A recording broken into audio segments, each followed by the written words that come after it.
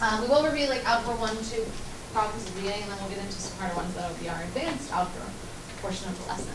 So rationalizing a denominator, if you remember, is just whenever you have a square root in the denominator, you're not allowed to leave it down there.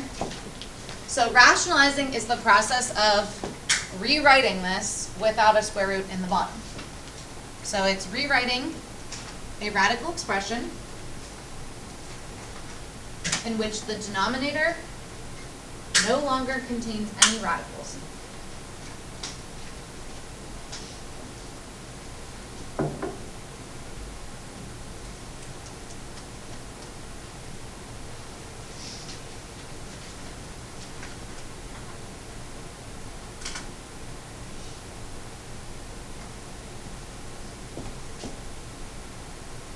Does anyone remember how you rationalize the denominator? Here? Multiply the numerator and the denominator by square root of 3. Good. Whatever's in the denominator, you'll multiply by that in the denominator and the numerator. So multiply by the square root of 3.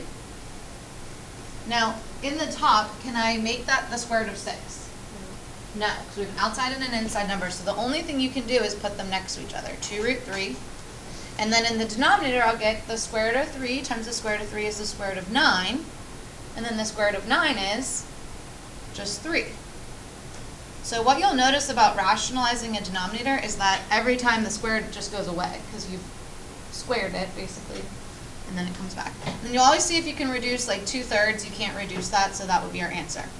Now a lot of students will argue with me that they're like, this looks so much more complicated than that. But the rules for math simplifying is that there's no square root in the denominator. And there's really no reason for it anymore. The only reason they used to make you do this is because before calculators, you used to have a slide rule. It's like this big sheet. I never have seen one, but the teacher our student taught under explained this. And so like if you wanted to do like the square root of 3 divided by 2, you'd have like this big chart. So you'd have the square root of 3 on this row and 2 on this row, and you would find what they were, what the decimal approximation was. They didn't have it so that you could divide by a square root. So like if you were on the slide rule and you had a 2 going this way, they wouldn't have the square roots listed up here. They only have them going this way, if that makes sense. If you're not following me, it doesn't matter, because you don't need to know this. But there's literally no reason that we need to do this anymore, except that mathematicians always did, and then it became like standard form. Because now you could just type this in your calculator and get decimal.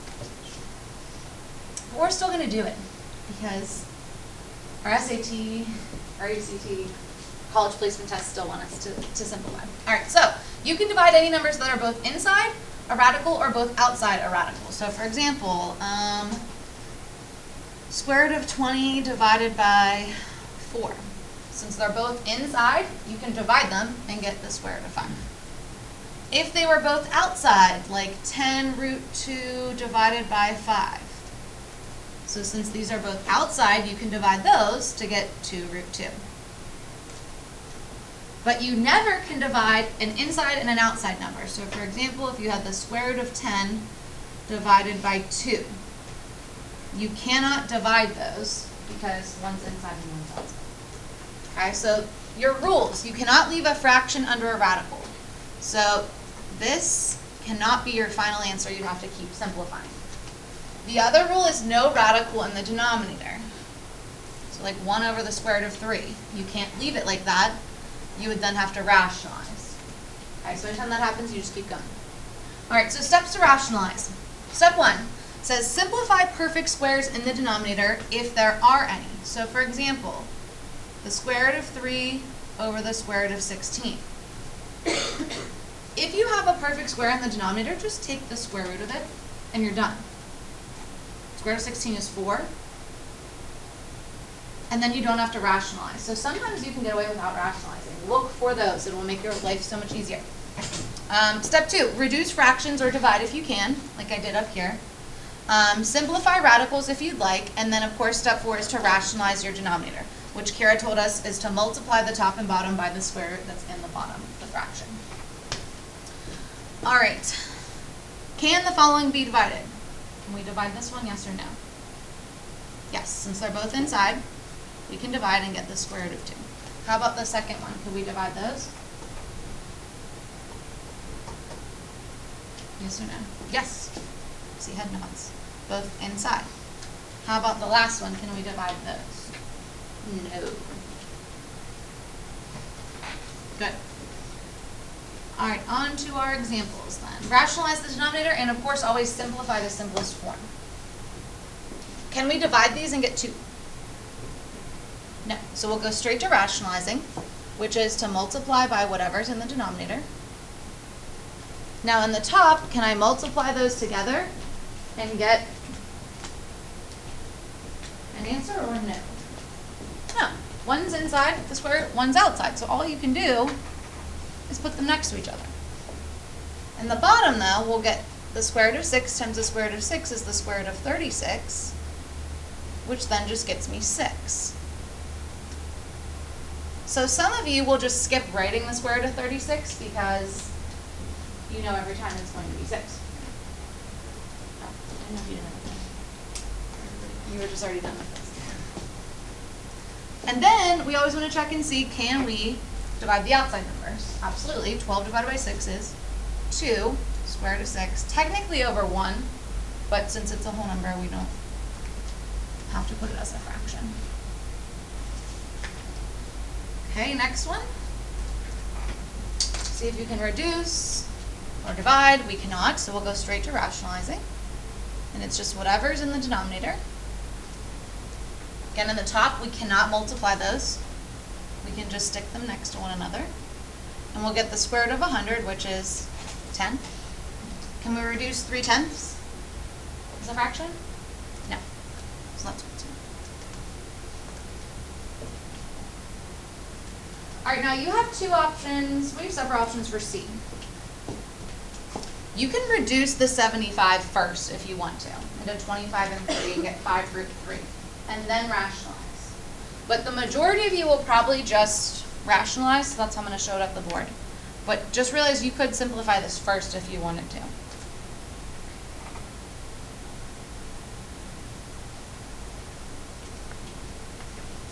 In the top, we'll get 15 root 75.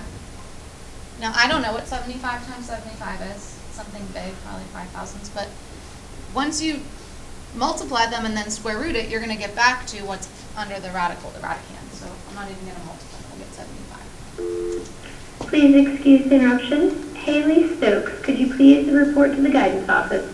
Haley Stokes to the guidance office. Thank you. Now from here, you can either reduce the outside numbers first, or you can reduce the radical first and then do the fraction at the end, which is what I'm going to do.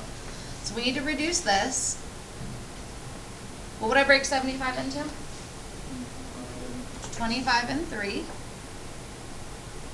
which will get me 5 root 3. And then what do I do with the 15 and the 5? Add them or multiply them? Multiply them. So I now have 2 outside numbers, which will get me 75 root 3 over 75. And 75 divided by 75 is just 1. So our final answer here is just square root of 3. Why do you reduce 75? Because they're both outside numbers, so they can be divided. So, wait, you reduced 75. This one? to the square root on top, Yeah, this one, the square root of 75, still has a perfect square factor. Remember from yesterday? These are the numbers that we're thinking of when we break it down. So I broke this into 25 and 3. The square root of 25 is 5. So now that's become an outside number. So I have 2 outside numbers. I have 15 and 5 that are outside. We multiply those together to get 75, which will stay outside. And we're still left with a root 3. And then any outside numbers can be reduced. So just never circle a final answer until you know that the square root can't be reduced and the outside numbers can't be reduced.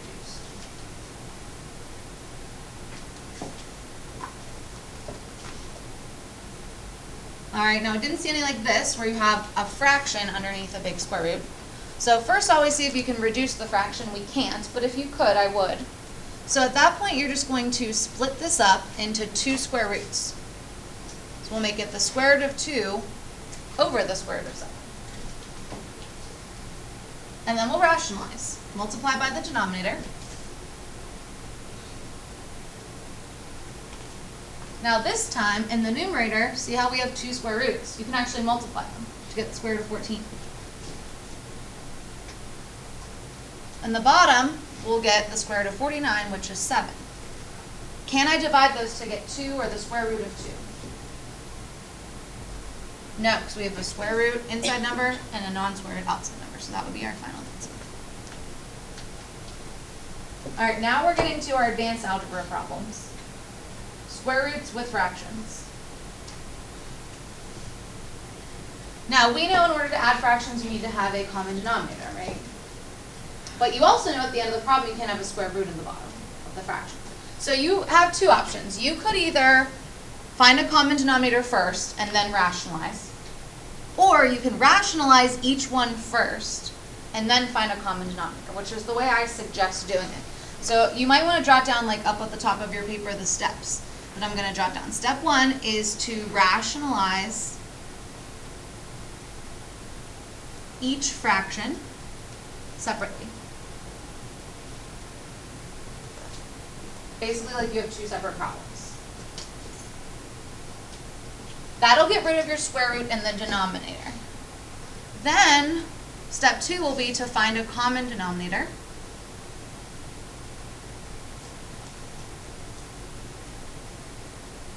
And rewrite using that common denominator. I'll just go there again.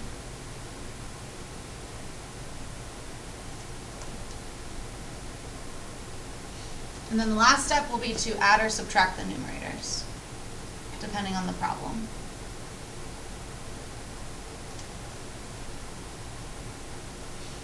Again, step 1 and 2 could be interchanged if you wanted to, but since I've done these problems every year teaching it, I know that this is the easiest method in terms of not having to simplify a lot at the end.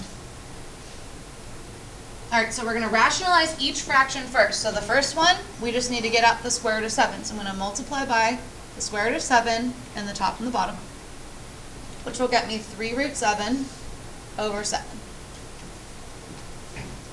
Plus, rationalize the second fraction, multiply by what's in its denominator, which is square root of 5.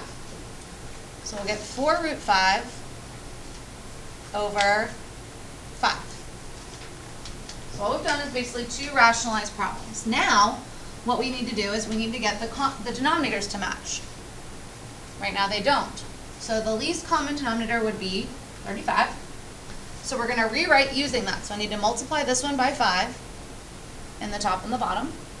And I'm going to multiply this one by 7 in the top and the bottom. So I'll get 15 root 7. Make sure you do not multiply the 5 into the square root of 7. It just stays square root of 7. Plus 28 root 5 over 35. Now, if you remember from yesterday, in order to add these together, you have to have like radicands, which we don't. So you actually cannot add these together. You can just write them all in one fraction bar. So our final answer will be a big long fraction bar with 35 in the denominator. And in the numerator, we'll have 15 root 7 plus 28 root 5. Because we can't combine those. Not always does that happen though, but in this case it did. I think on the last 2 we'll be able to simplify them. All right, now the difference between this example and the next one is the next one will have square roots in the top as well as the bottom. Okay, so the same thing goes. Let's rationalize each one separately and then find a common denominator. So rationalize the first one, rationalize the second one by just multiplying by whatever is already in its denominator. This time in the top we can actually multiply to get square root of 35 over 7 plus square root of 35 over 5. Then find a common denominator, which happens to be the same one as last time. Between 7 and 5, it's 35. So we need to multiply this one by 5, that one by 7. So now we have 5 root 35 over 35 plus 7 root 35 over 35. And notice now, this time we have matching radicands, which is good. We can actually add them. Adding the coefficients, 5 plus 7, we'll get 12 root 35 over 35. Last thing we'll check is, can 12/35 as a fraction be reduced? Do they have any common factors? I don't think so. So that's our final answer. All right, last one, similar type of problem, different numbers. Now, something you can do to make this problem easier, see how they're both under square roots, 6 and 10? You could think of that as the square root of 6/10. Could you reduce 6/10? 3/5. If you reduce the numbers first, the problem will become easier. I'm going to show it without, because a lot of you won't think to do that. But if you do reduce them first, and then the other one will become 5/3, it'll be much shorter and smaller numbers. But I'm going to leave it like this just because a lot of you on your quiz or test wouldn't think to do that on your own. So again, rationalize each one separately. So the first one, multiply by the square root of 10, top and bottom. The second one, multiply by the square root of 6, top and bottom. We'll get the square root of 60 over 10 plus the square root of 60 over 6. What's the least common denominator between 10 and 6? It's the smallest number they could both get multiply to get to. That'd be their greatest common factor. 30. If you don't realize it's 30, you can just use 60. So multiply these by 6, multiply these by 10. But 30 is the least common multiple. So I'll multiply this one by 3 to get 30 in the denominator. And I'll multiply this one by 5 to get 30 in the denominator. So we have 3 root 60 over 30 plus 5 root 60 over 30. And we can add those together to get 8 root 60 over 30. And then we have two things that need simplified. 8/30ths can be reduced. Also, the square root of 60 can be reduced. I usually do the square root part first. Okay? So the square root of 60 can break into what two numbers? Remember, one of them needs to be a perfect square.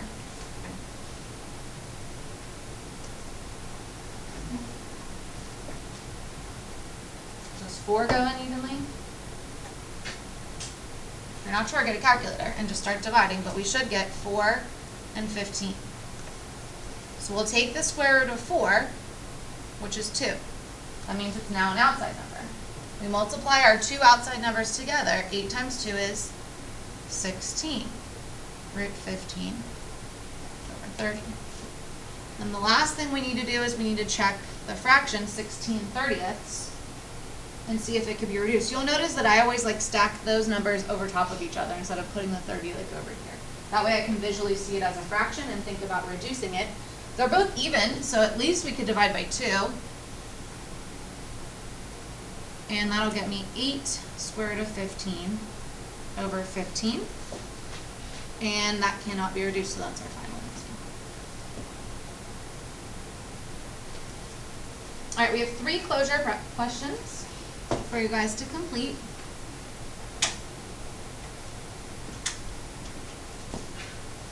And actually, I'll do C with you really quick because a lot of you won't notice this. For C, before you start rationalizing, because a lot of you will, square root of 4, square root of 4. Do we see how it's a perfect square? What's the square root of 4? You're done.